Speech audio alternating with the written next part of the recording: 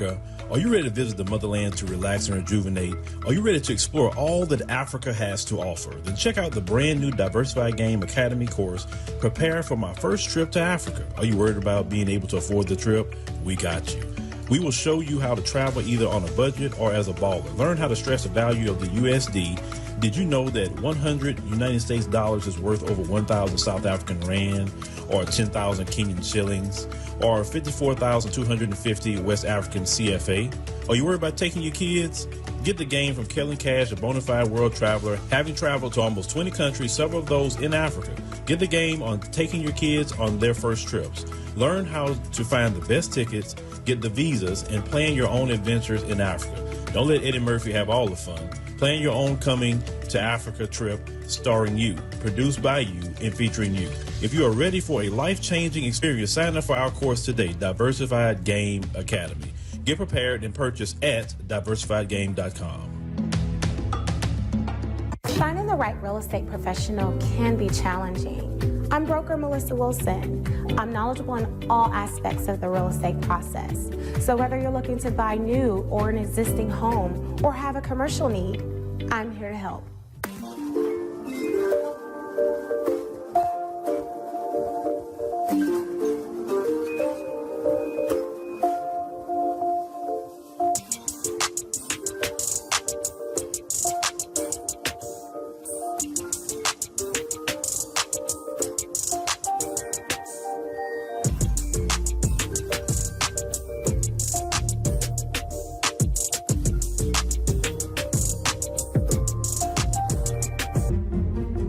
Make sure you pick up my two books that's in Amazon right now. The first one is Passive-Aggressive Racism and the System of White Supremacy. And I talk about in that particular book how the system of white supremacy really runs and on our daily lives here in America. In our latest book, 7 Steps to Decolonize the Mind, we go through those steps to try to deprogram you from the system of white supremacy. Make sure you can pick up those books on Amazon.com.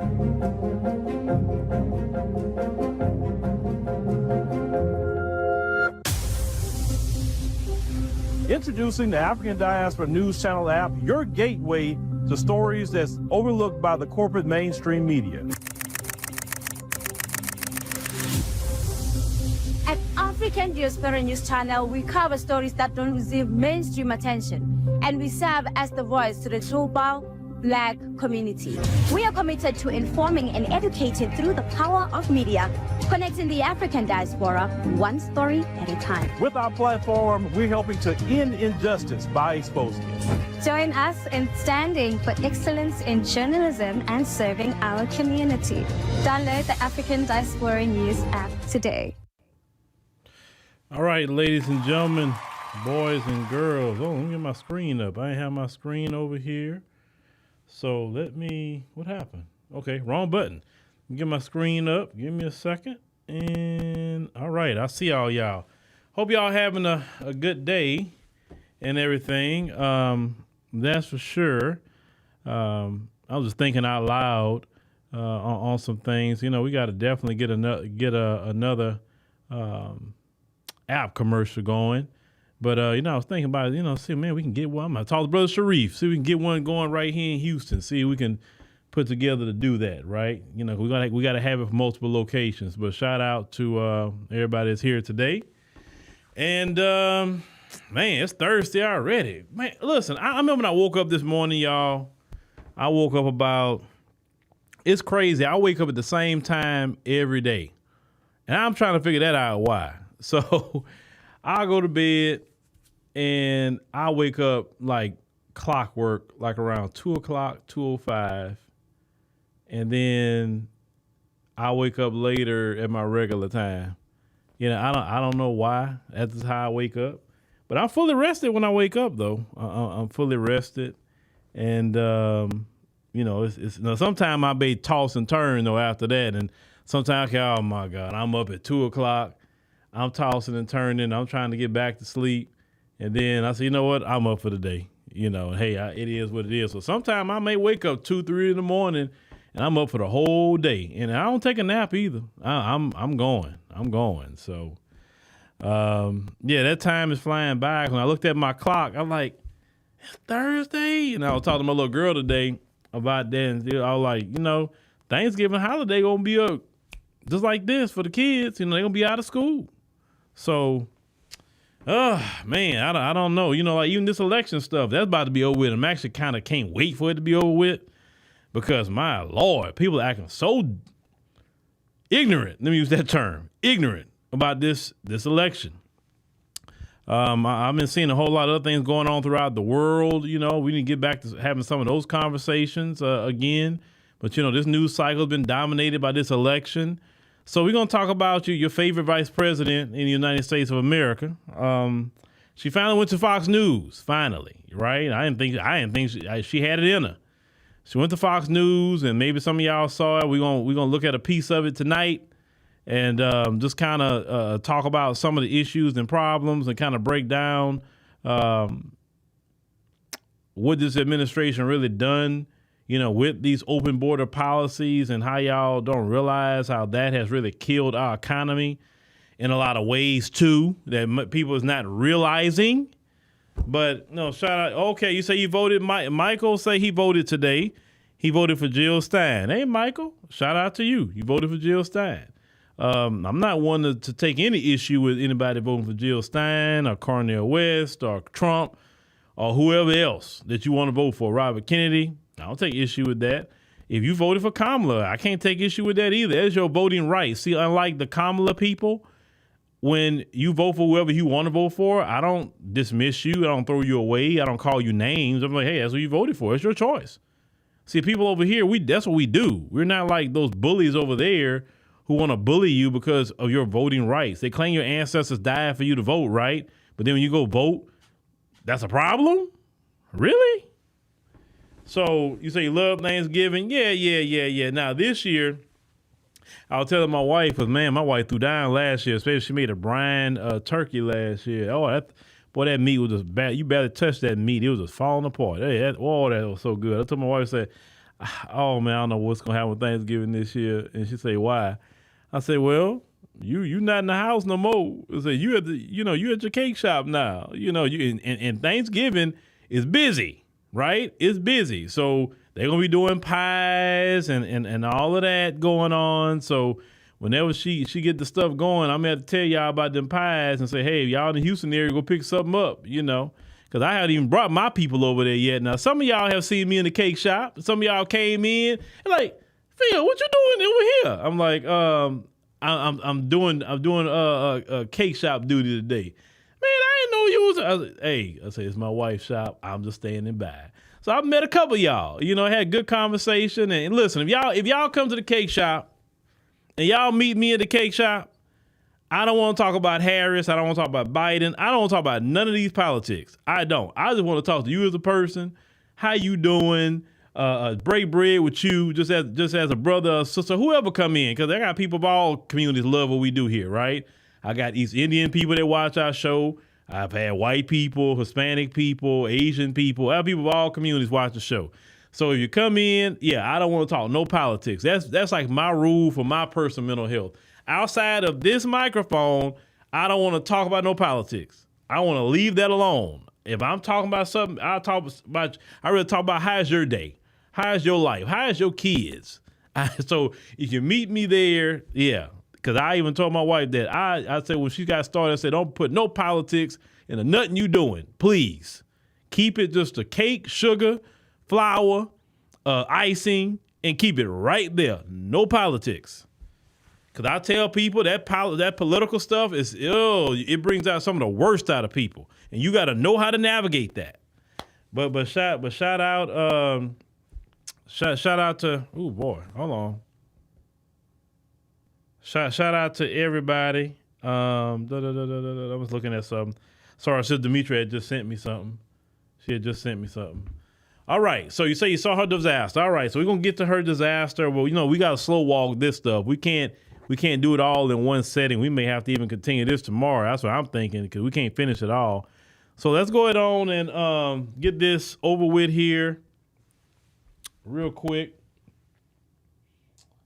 Who we got tonight? Who we got tonight? Have we did him? Yeah, let's get Al out of the way this week, and I gotta search for some new ones too. Let's do Al, and then we'll get started. I have the courage to denounce a black bigot. I think Roy Ellis is no good, and I denounce him. That's a lot of crap. Look, brother, you have your time. That's a lot of crap. Brother, and I got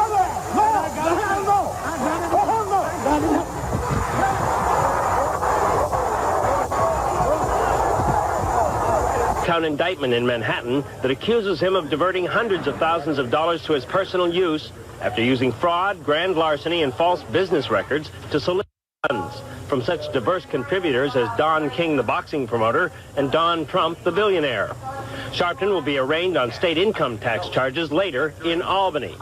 In Manhattan Supreme Court, Reverend Sharpton was formally accused of taking in more than $250,000 for his national youth movement.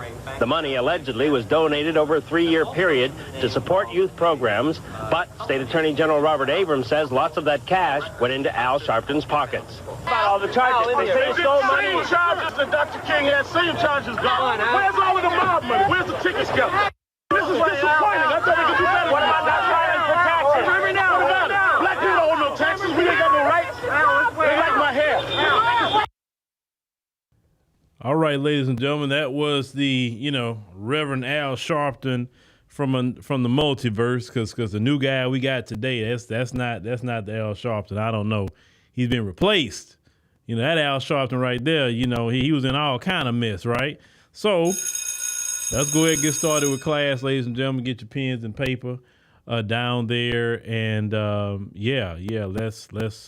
let's go. And then also, I think somebody was talking about the cake shop, whatever. I was thinking maybe about even having maybe something small, but I had to figure out how I would do it. At the cake shop, say, hey, yeah, you want to holler at me? Meet me at the shop, and because I think last Saturday I was at the shop, right, and all day. So, so people came through. Sister Demetra came through. So, yeah, I figured that out because we got so much going on. All right. So let's go ahead and get to your favorite vice president of the United States of America. I know you love her. I know y'all love her. Hold on. One Mother Nature say, hi, I follow you since the shower. Oh, curtain days. Lord Jesus. Hold on. That's a long time. The shower curtain days? Man, that's what, 2012? Oh, that's a long time ago. Okay. Sounds so proud of you from afar. Keep doing what you're doing. I applaud you and appreciate young leaders. They say men that can love your world and the whole worldwide impact, hooray for Phil. Well, thank you, One Mother Nature. Man, you've been here a long time. Y'all don't even realize. Some of y'all knew. I used to do my videos in front of a shower curtain. Okay, that was my background, the shower curtain, and I'll set my little camera up in there, and I'll do my videos in the bathroom. They be like, "You in there filming?" I'm like, "Yeah." So we come a long way. All right. So let me get up here and get to your vice president here. So we're gonna play a little bit of this. Stop it and engage some things. All right. So let's go. And your girl, she was mad, y'all. She was mad on top of mad. Oh boy, and I loved every minute of it because she been getting all these little softball interviews and nobody been challenging her, letting her just talk all day, word salad. Oh, she. Oh boy. So let's go. Madam Vice President, thank you for the time. Thank you. It's good to be with you, Brett. Voters tell pollsters all over the country and here in Pennsylvania that immigration is one of the key issues that they're looking at this election, and specifically the influx of illegal immigrants from more than 150 countries. How many illegal immigrants would you estimate your administration has released into the country over the last 3.5 years? Well, I'm glad you raised the issue of immigration because I agree with you. It is a topic of discussion.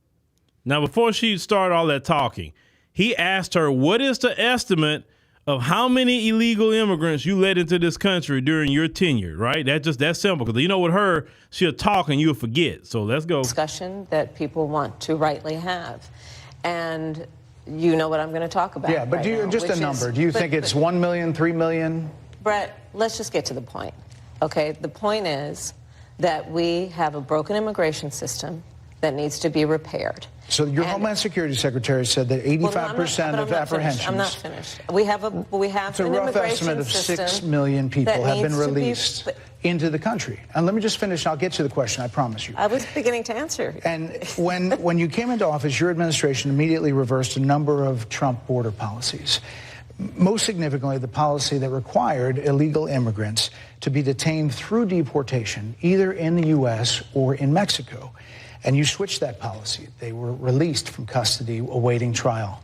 So instead, included in those were a large number of single men, adult men, who went on to commit heinous crimes. So, looking back, do you regret the decision to terminate Remain in Mexico at the beginning of your administration? At the beginning of our administration, within practically hours of taking the oath, the first bill that we offered Congress, before we worked on infrastructure, before the Inflation Reduction Act, before the CHIPS and Science Act, before the bipartisan Safer Communities Act, the first bill, practically within hours of taking the oath, was a bill to fix our immigration system. Yes, ma'am. It was called the U.S. Citizenship Act of 2021. Exactly. It was essentially a pathway to citizenship for the... Yes, ma'am. May I finish responding, please? But you have to let me finish, You had the White House and the House and the Senate, and they didn't bring up that bill. I'm in the middle of responding to the point you're raising, okay, and I'd like to finish. Yes, ma'am. We recognized from day one that, to the point of this being your first question, it is a priority for us as a nation and for the American people. And our focus has been on fixing a problem. And from day one, then, we have done a number of things, including to address our asylum system and put more resources, getting more judges, what we needed to do to tighten up penalties and increase penalties for illegal crossings, what we needed to do to deal with points of entry between border entry points. That's the work we did, and we worked on supporting what was a bipartisan effort, including some of the most conservative members of the United States Congress, to actually strengthen the border. That border bill would have put 1,500 more border agents at the border, which is why I believe the Border Patrol agents supported the bill. It would have allowed us to stem the flow of fentanyl coming into the United States, which is a scourge affecting people of every background, every geographic location in our country, killing people.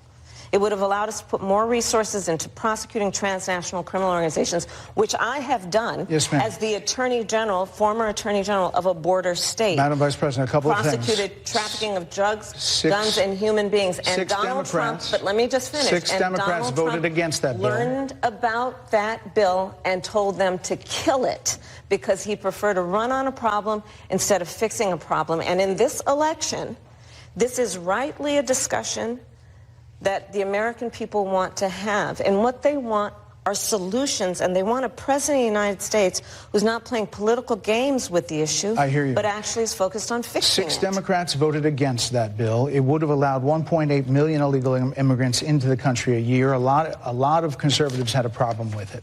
These are the 6 Democrats. But more importantly, back to the original premise, Jocelyn Nungari, Rachel Morin, Laken Riley, they are young women who were brutally assaulted and killed by some of the men who were released at the beginning of the administration, well before a negotiated bipartisan bill. Former President Clinton actually referred to Laken Riley Sunday, campaigning for you in Georgia, saying if those men had been properly vetted, Laken Riley probably would not have been killed. So if it wouldn't have happened, this is well before any negotiation.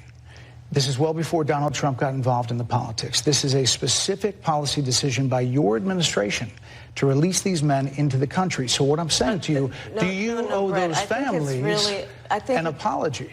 Let me just say, first of all, those are tragic cases. There's no question about that. There is no question about that. And I can't imagine the pain that the families of those victims have experienced for a loss that should not have occurred. So that is true.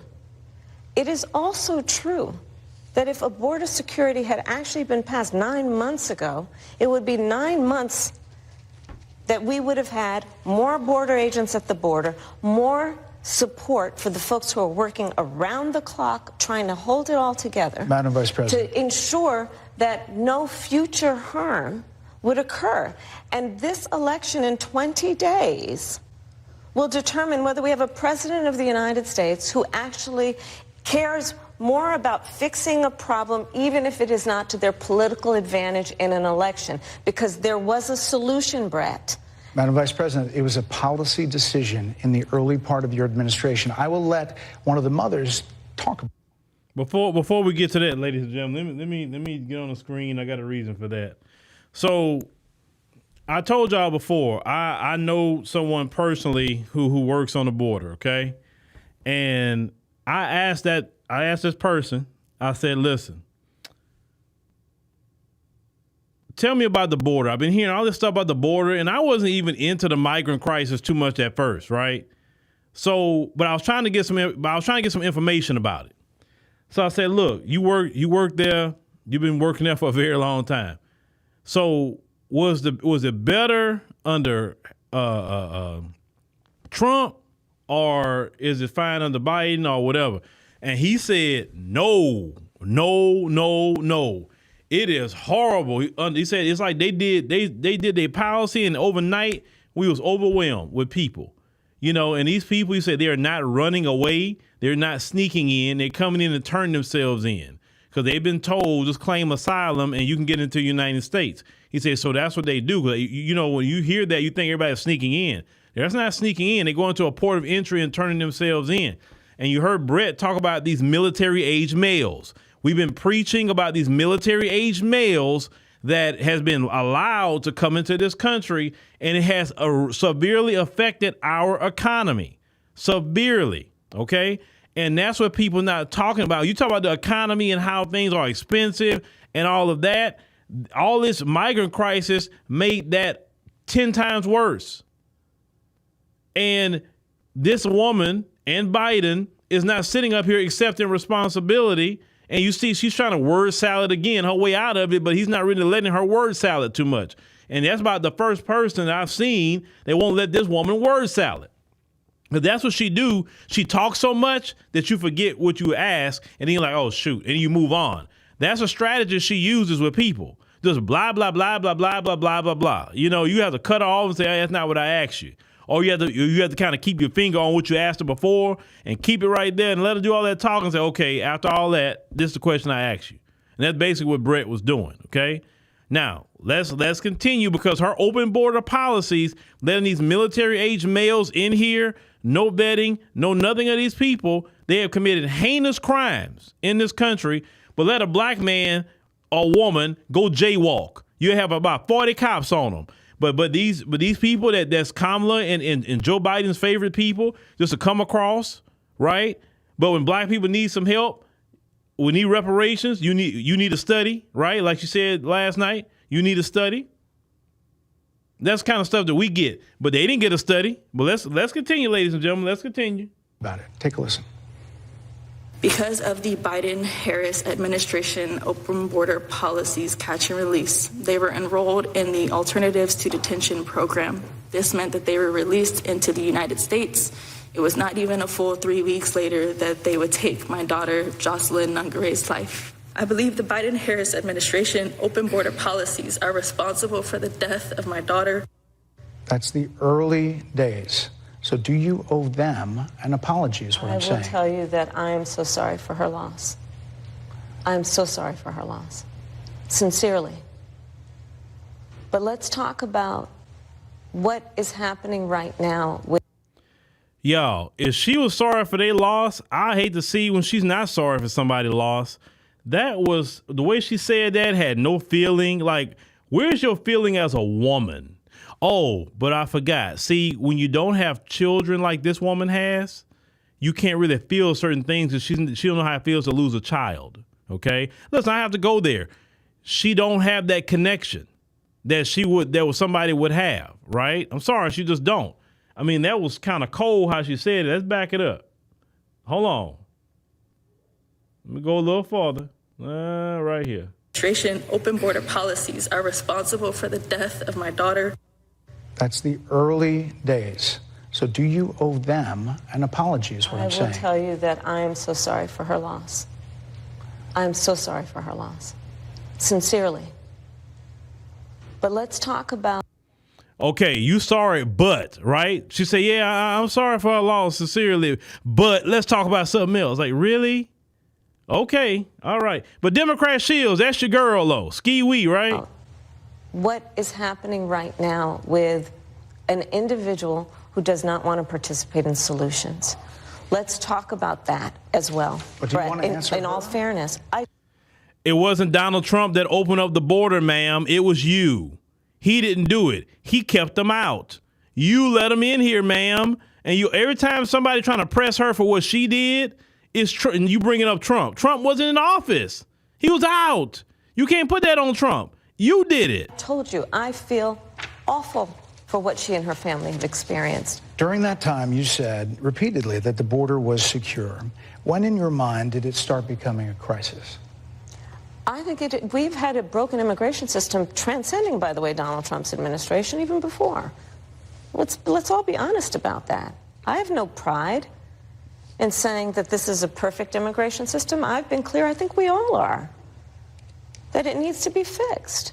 We need more. I was just down at the border talking with border agents, and they will tell you, and I'm sure you probably, I know you investigate and you are a serious journalist. They will tell you, we need more judges. We need to process those cases faster. We need the support for those cases that should be prosecuted. They need more resources, and Congress ultimately is the only place that's going to get fixed, Brett. Well, that's how this system works. That's the premise of this question. But there were that's how the 90-plus system works. executive orders that were rescinded in the first days. Many of those were Trump border policies. I'm not going to stay here because there's other things to talk about, but you frequently talk to the Border Patrol Union for support of that bipartisan bill, and they did. They supported it. But they also just endorsed Donald Trump and said, you've been, quote, a failure with border security. Why do you think they said that? I think they're frustrated, and I get it. They want support. Lord Jesus, did she just not walk? Like, come on, you walked into that? Hold on, y'all. She walked into that?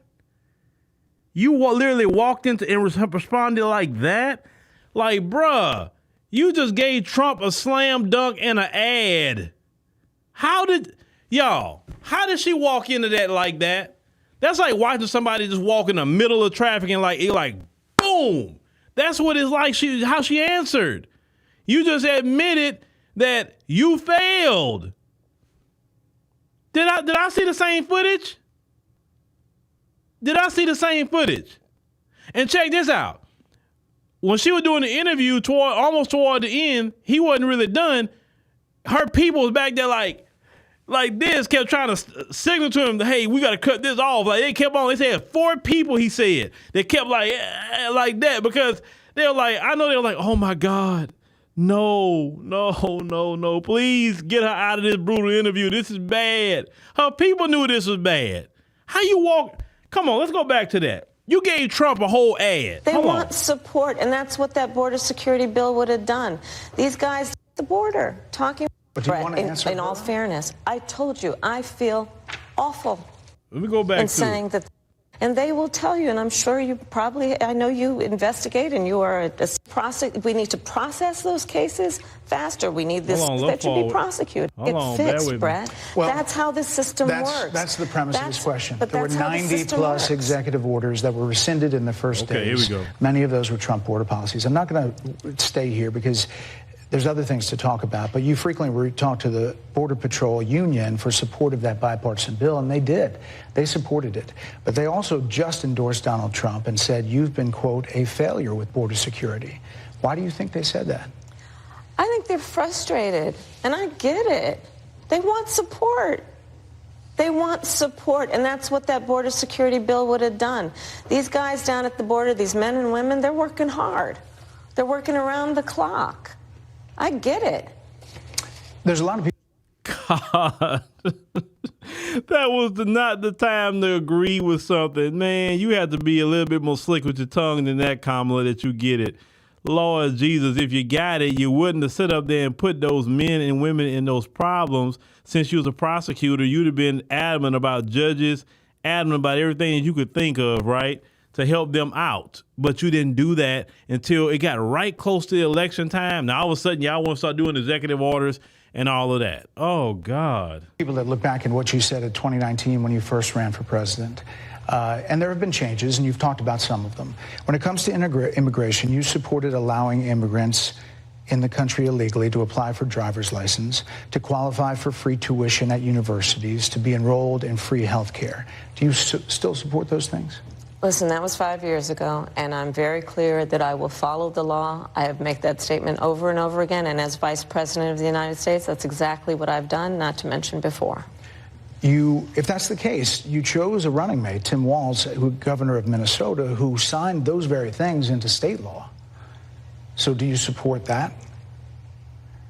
We are very clear, and I am very clear, as is Tim Walz, that we must support and enforce federal law, and that is exactly what we will do.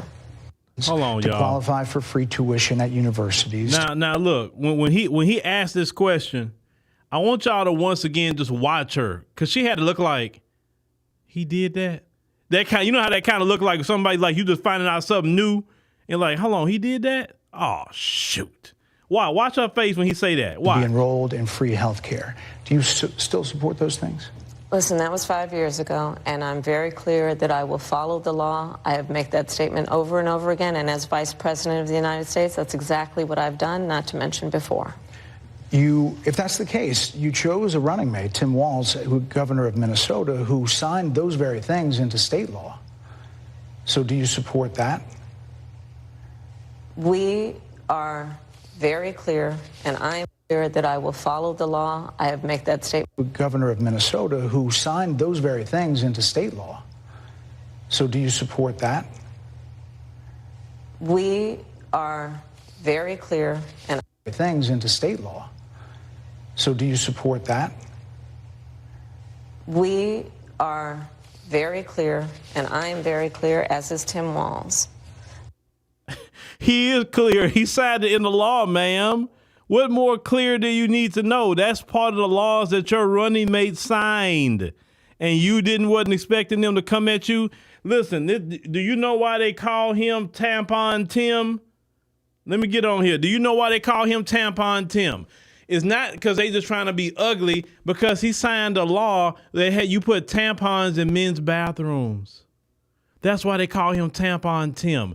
That's the guy that you chose as your running mate, ma'am. So why are you getting all like, I didn't like that? Like, oh, did he say that? I didn't know that. You knew what you were picking. You was picking an extreme left-wing progressive like yourself, who's so far to the left that come on now, most Americans aren't down for what y'all selling. And there are people, believe it or not, there are Democrats that's not down with all that left-wing progressive things that y'all doing. You still have Democrats who are more centrist, and y'all can't stand those Democrats. Y'all hate those Democrats.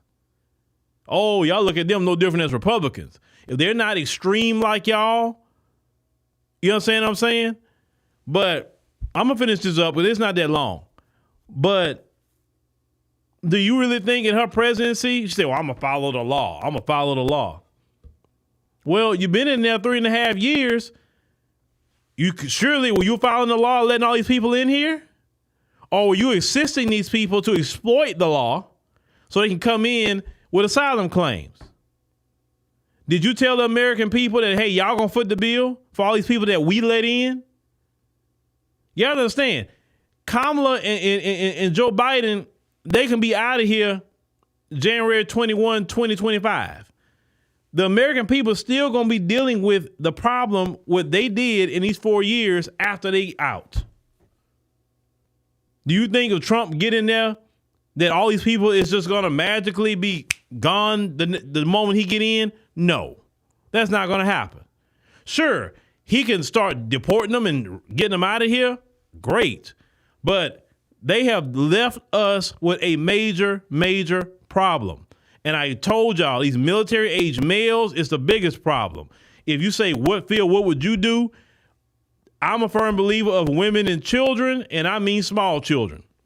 Women and children, you males, out. Out. You got to go quickly.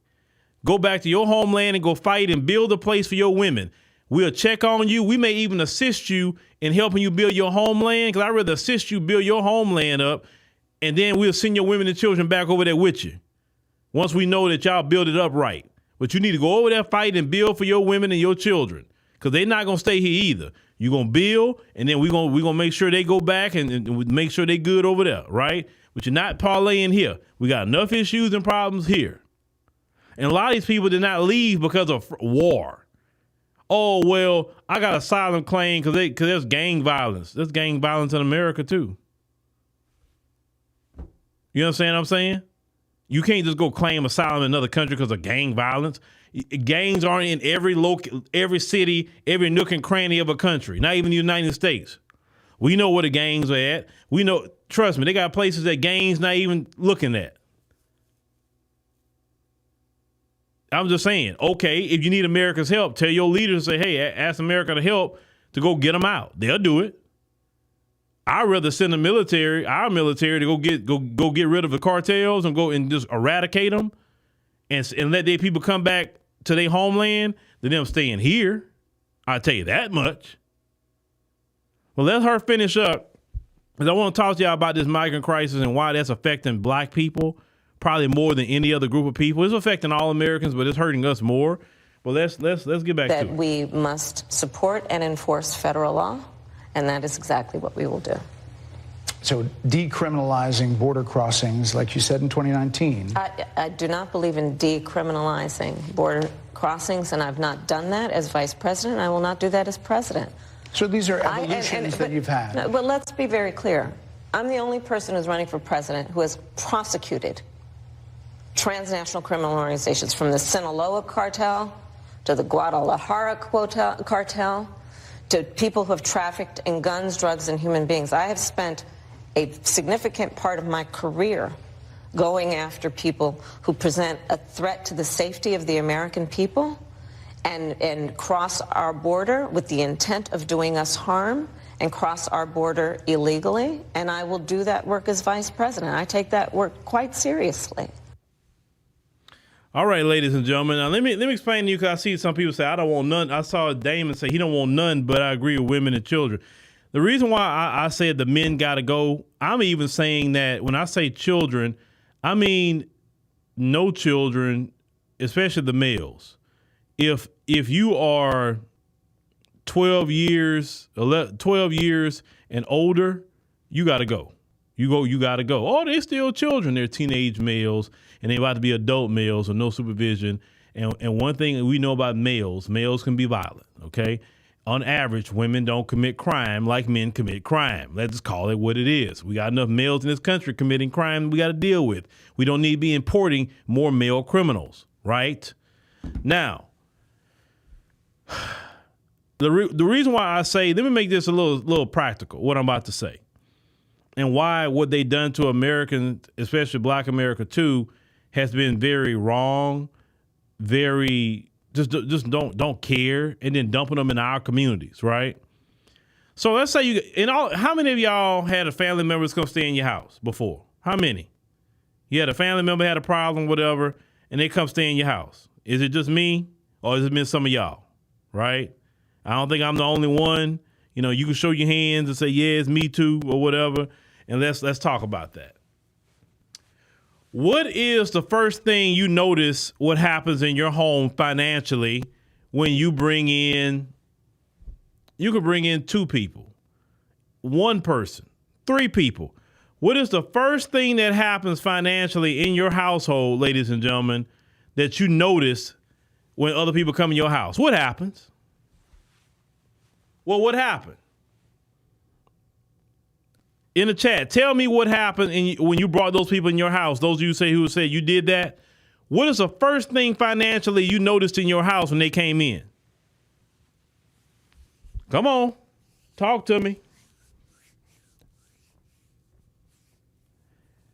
Of course, yeah, the overstaying part, that's for sure, right? And then you learn a good lesson about not letting nobody in your house ever again. But I said financially. What's the first thing financially you noticed when they moved in your house? People not responding to it. Utilities more expensive, bills go up, light bill go up, grocery, food bill, costs go up. Okay, now they try to take over. Yeah, some of them maybe. But the main thing I'm getting at is, okay, in your personal situation, in your home, when you had extra people come stay in your home, your bills went up, right? Now let's say, you had some of them that want to move in your house, but don't want to contribute nothing. So now you got these people in your house and you're paying this extra light bill, the food, the extra water bill, the extra gas bill, right? You're paying all this with these people. Then sometimes you have a hard time putting them out on top of that. Now, imagine how that happened to you times 1,000, 2,000, times 100,000. You got this happening in the country. So if your personal bills went up, now let's get to rent. Kamala then brought in millions of people. We already have a housing crisis already before they got here. Where are those people going to stay eventually? They're not going to stay in the hotels forever. Where are they going to stay eventually? They're going to be trying to obtain homes that was meant for you. They weren't supposed to be here in the first place. They got their homeland, and they're here by choice. They wasn't brought here in the bottom of a slave ship, right? They came here by choice. So they're going to compete with you for homes. Some of you may not be able to get a home because Kamala brought all those people here. And when she talks about this $25,000 down payment assistance, you're thinking, oh, that sounds great. Think about it. Why does she want to give people that much money? Most homes don't take that much money down. If you bought a home before, it don't take that much money down. Not $25,000. No. What she want to do is give that money to those migrants. And because they have no credit, they're going to use that $25,000 as a way in to get those homes. Remember, her and Biden told the banks they could not discriminate against illegal immigrants with home loans. That was from them. They did that, okay? Now, do you really think that she's going to deviate from that? What she's already did now? Now, let's go back to the bills going up. Lord Hybrid, you say Kamala's mouth lies, but her head tells the truth. When you asked if she supports the free tuition, her head nodded yes, but her mouth gave a non-answer. When asked if she owed an apology for the migrant murder, it say her head nodded no, but her mouth said, I'm sorry. Watch. Oh, yeah. And I definitely appreciate all the super chats that's coming in. But like I said, if y'all like to do one-time donations or shoot, whatever you want to donate, we got the one-time donation link on our Square account. You can click in the pinned comment. So it goes directly to us versus YouTube takes a cut. But hey, we take it any way we can get it. But so the bills went up. So let's talk about, I always talk about Chicago because that's where a lot of my brothers and sisters at. They have been suffering a lot with the migrant crisis. All the bills, all the 50 schools that was closed and black people need these schools, they say, okay, we can use them for shelter. They never gave shelter, right? But black people's on the street. Black people can't eat food, right? But they're getting food. That's all taking money out of black people's back pocket and giving it to other people. This is the Biden-Harris administration. More food, bringing millions of people into Chicago, that means more food. Food is already high. And now you got to compete with all these different migrants for food, gas, all these all the different resources that are being used where they're jacking prices up because, hey, it's more on the power grid, right? Because you have more people on the light. Then on top of that, they're out here bringing their criminal gangs with them. They're coming here not working while you're going to work every day, right? Americans are going to work. These military-age males are running around doing whatever the hell they want to do and committing crimes and taking the lives of Americans, right? But let a black person do it, and we can't even walk down the street funny, and we get mobbed on by the police. They're not doing no stop and frisk to them. They're attacking cops. They're doing whatever they want to do. And you talking about these Venezuelan gangs, that is Kamala Harris and her policies that let in criminal gangs. She's talking about she's prosecuted transnational gangs. Well, why you let them in then if you prosecuted them? Why you let them in this country? You talking like you did something big. Why you didn't do nothing as vice president? You let them into the country. You wouldn't even talk about no Venezuelan gangs until they got in here. You know what I'm saying? At least the immigrants of old that came here, they actually came here to work. And the government didn't give them anything. We're talking about the previous wave of immigrants. They actually came here and wanted to work. And they worked and they did what they had to do. Okay? Just like when Reagan gave them amnesty, the rule was if you took any government resources, you wasn't getting amnesty. You would get a resident card, but it wasn't permanent. And you had to renew. And now you could get rejected. But the people didn't take nothing and just went to work. At that time, they got a permanent residency here in the United States. Then they can take their test for citizenship. Some of them did, right? This new wave that Kamala brought in, she flew in 30,000 people a month on the CBP1 app, dropping them off in different cities across the country, destabilizing the black population. And the reason why they did this in Chicago, because Chicago is one of the cities that has a major black population. And what they're trying to do is destabilize the black population. Every time black Americans try to get some headway, they always use mass immigration and flood people from other countries into black areas so they can disrupt what we're trying to build or whatever. And then when they try to disrupt these people, when they try to disrupt black Americans, then they say, well, we got to help these immigrants, right? And then that's why they get above you. I told you, if you sit up here and go put Vice President Kamala Harris in office, these migrants is going to be looking at you after that administration, and they're going to say to you at the time, they're going to say, hey, how come I just got here 3 years ago and I got a house, I got 2 cars, I got this and that, and you still stay in an apartment and you've been here how many years?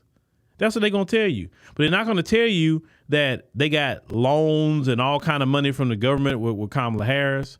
They're not going to tell you they got to be on food stamps about 3 or 4 years, so they ain't have to worry about food. Like you penny pinching and decide, hey, put that back. We can't buy that because we don't have enough money, right? But they can buy what you want, We got the platinum card for food. you penny pinching, but they got the platinum card. That comes from her. Y'all better understand how you're suffering because of her.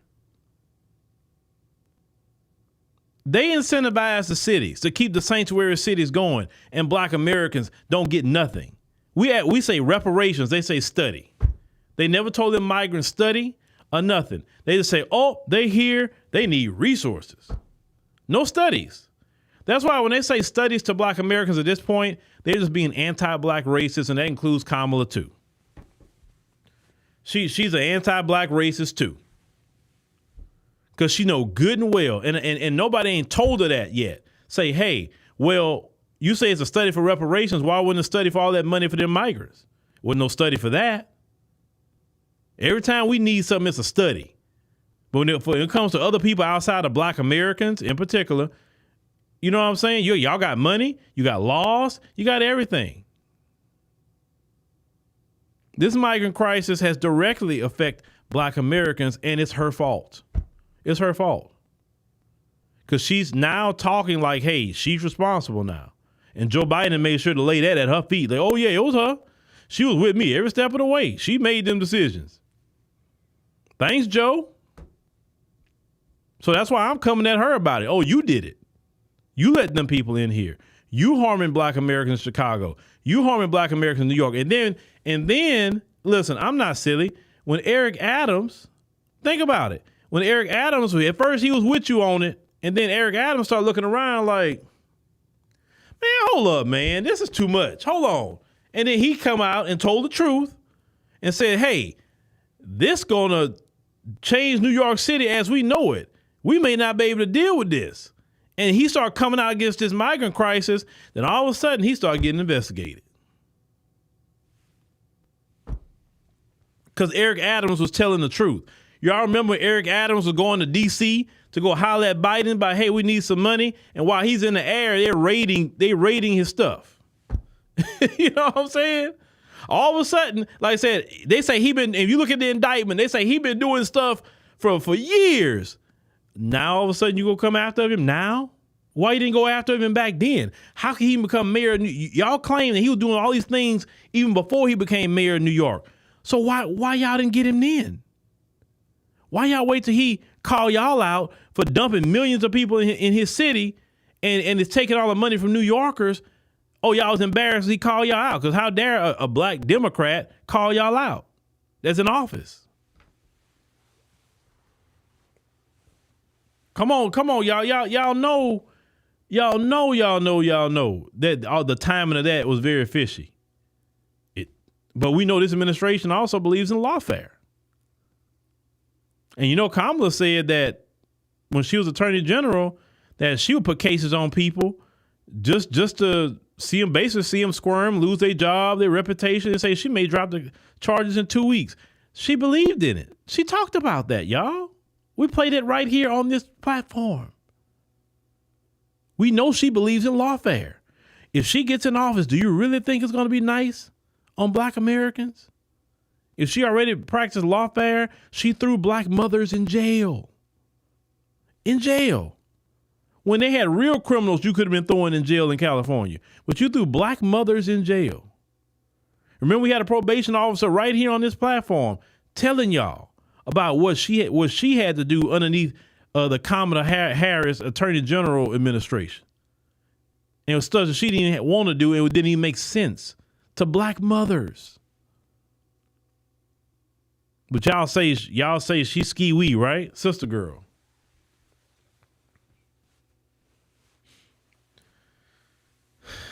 Nah, she would want to talk to me because that migrant conversation would be an interesting one. Because you talking about you're for black men and you're going to help black men. You dumped millions of men in our cities, millions of men all over this country who's trying to we're not even talking about the criminality of it. We're talking about even just the job aspect. Black men trying to get jobs, and y'all doing secret job fairs in Chicago with all these different men, but you're not doing job fairs for black men. So what's up with that? No, I don't want to see a bunch of men just show up anywhere. I'm sorry, I don't. We know as men what other men do, what they're capable of, and everything else. No, then listen, let me tell y'all something. The last thing you want to see is a bunch of men show up in your country.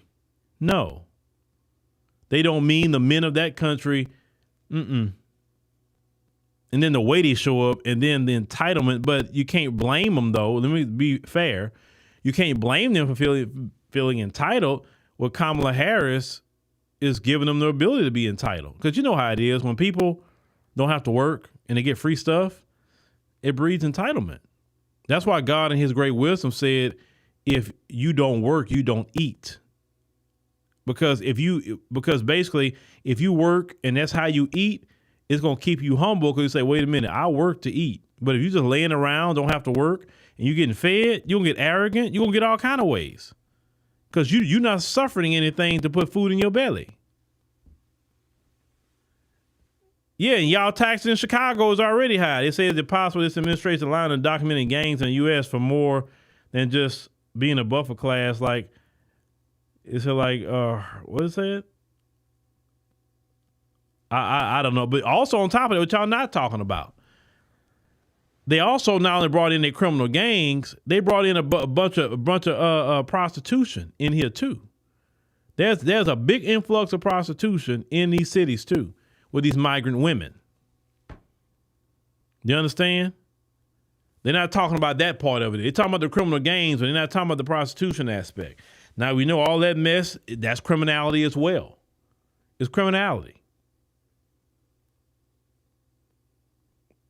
But yet, y'all got P. Diddy on trial right now talking about trafficking. Well, a lot of them being trafficked right now too. But y'all not arresting none of them about trafficking. I saw a story where you had a migrant man that was basically was the pimp, and he had a bunch of migrant women traveling from New York to Florida to Georgia and all kind of other ways. He was getting money. He was getting a bag, trafficking women, have them come to these different cities, turn their tricks, get the money, fly on back to New York. All migrants, trafficking. Where's the folks with they indictments of them trafficking women in this country? They can get away with it. I'm like, if you're going to put P. Diddy up, get them all. Yeah, see, Elaine say in New York, they killing it with that. Yeah. Oh, yeah. And the only reason they can get away with it, I'm going to tell the truth about something.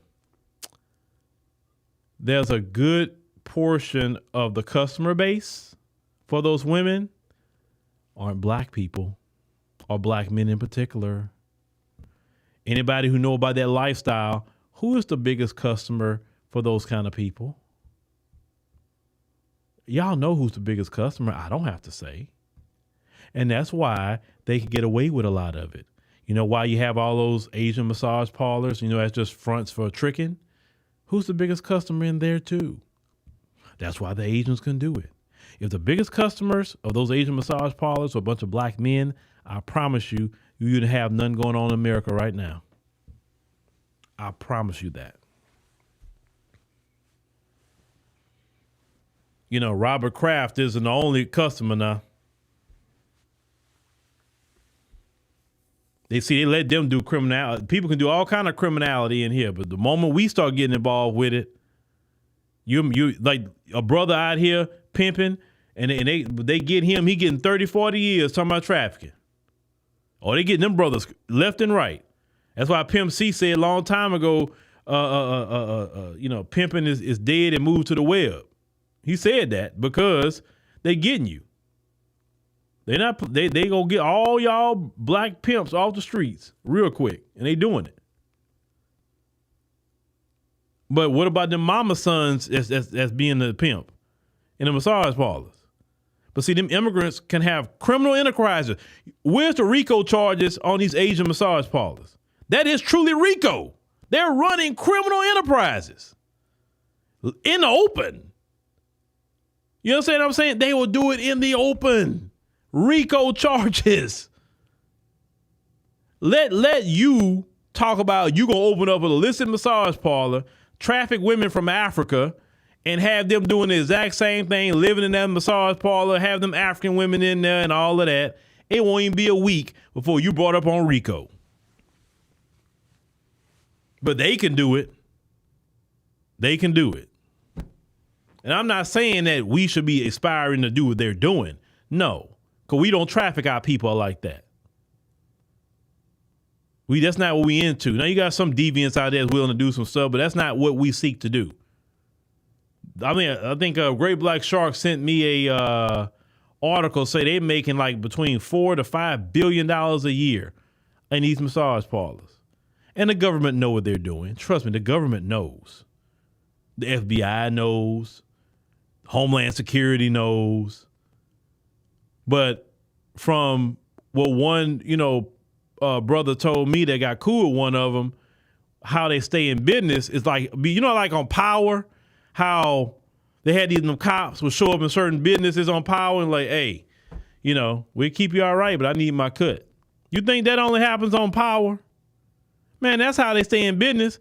Them local police show up in there and they say, hey, I need my cut. You can stay here, but I need mine. And then for exchange for getting my cut, I'll let you know the feds are watching you. I'll let you know, hey, chill out, be legit for about a good hot minute. How you think these people stay in business? They're being assisted. They're being assisted. Immigrants can commit all kind of crime in this country, but you and me, we going to jail. You said Danielle said a bunch of our people drug trafficking. Yeah, we can't have a cartel. Speaking about cartels, I heard Big Meech just been let out.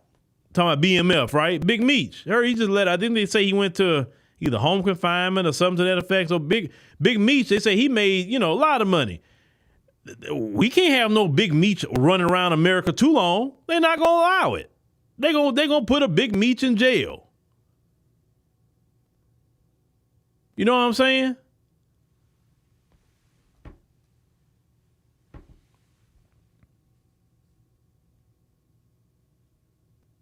Yeah, all them massage parlors you see in your city, that's criminal enterprises. That's RICO. But they ain't getting charged with RICO. They not. Matter of fact, let me tell you how cold it is. Houston is a major hub for that. Look it up. They got them places everywhere. And they may show a couple of times, the county may run up on them or whatever. Or you'll see a bunch of them women getting taken out of there. The place gets shut down. And then the next week, the place right back open again and doing the exact same thing. Like, bro, like, what y'all got going on? Y'all that bold. But the immigrants can commit crime. You know what I'm saying? We can't.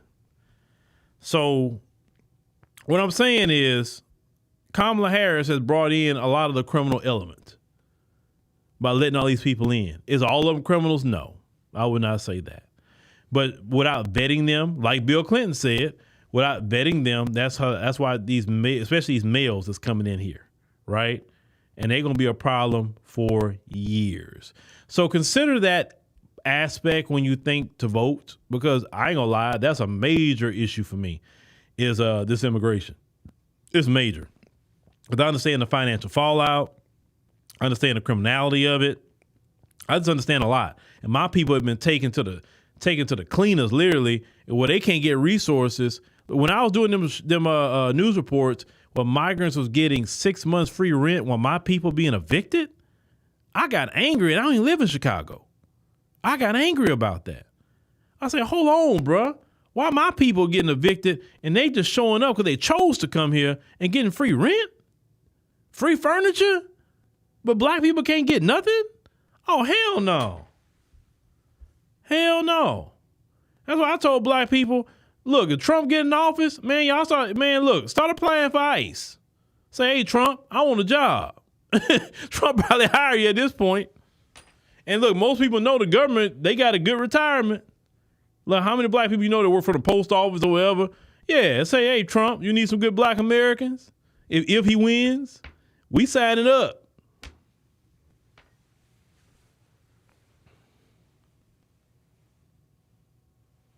Yeah, Danielle, that's another thing. I'm glad you brought that up about the Middle Easterners selling drugs and guns.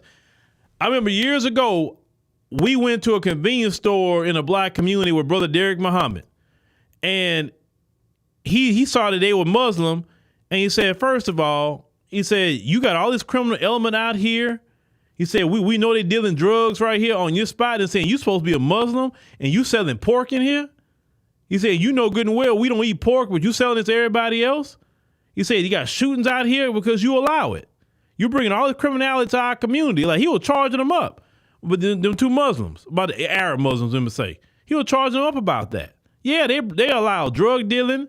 They allow prostitution. Yeah, these foreigners let all that go on, and they making money off of it, and they getting a cut. But they not charged a RICO though.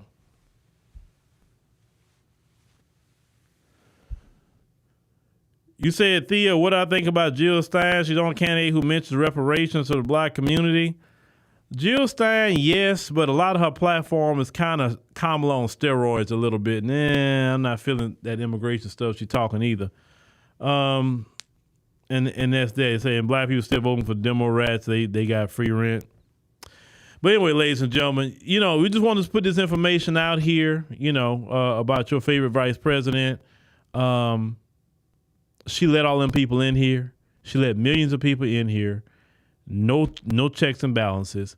Didn't find out who they were, and we're gonna be dealing with the fallout of this for years. Even if she's not elected president, we still gonna be dealing with it, unfortunately. Because you really think Brandon Johnson is gonna help Trump get him out of there? No. Now Trump claimed today he's gonna end sanctuary cities. If you're a sanctuary city, you probably should be like, you know what? Maybe I should go along with that one.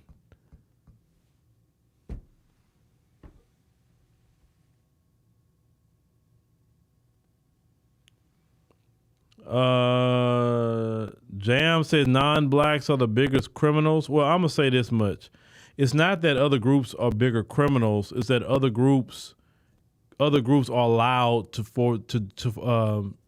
flourish in their criminality. That's what it is. We're over-policed and over-incarcerated. That's why. Because if you look at crime is just about equal across the board, but getting away with it. Think about it. All them massage parlors I mentioned, it should be flooded with those women in the prisons, federal prison, whatever, and you don't see them. You'll see more black women in federal prison. You'll see more black men in federal prison because we're over-policed. Bottom line. And Democrats don't change that. They're supposed to be our friends, but they don't change any of that. They don't. Oh, Trump and this and that and the third. Y'all ain't let nobody out of prison. I ain't heard nothing like the First Step Act come out this Harris administration. When have you heard a bunch of black people say, man, Kamala got me out of jail, man. Man, this is great. You ain't heard a thing from no black person saying Kamala got them out of jail. But y'all supposed to be our friend? Come on now, please. You got to remember, Kamala put people in jail and Biden helped put black people in jail. 2 peas in the pod of mass incarceration of black people. But that's what y'all voted for. And that's why you get what you deserve with them, too. All right, ladies and gentlemen, thank you for joining us on the stream tonight. We greatly appreciate it. Make sure you click the subscribe button. Make sure you click the like button. That's very, very important. It spreads it through the algorithm so other people can see it. Also, make sure you download the African Diaspora News Channel app in the Google Play and Apple App Store. Once you do that, hit create account, and you can choose monthly, quarterly, or yearly. It's very, very important. And the way it's set up now, if you kind of forget to pay, it kind of kicks you off of there. You have to re-sign back up. So some people have been kind of kicked off what I've seen. So you're like, wait a minute, I can't get in. Yeah, you probably didn't forgot about the payment deal. So it's just a system how it works. Every website's like that. After so many tries, like boop, So it happens to me sometime too. Like, oh shoot, I forgot about that. Let me go ahead and do that. So it is what it is. But thank y'all for listening. We got our podcast at 10 p.m. Central Standard Time. Talking about black women and y'all favorite vice president. So, we'll check y'all on the next one tomorrow, 7 p.m. Central Standard Time and 10 p.m. tonight on the Phillip Scott Podcast.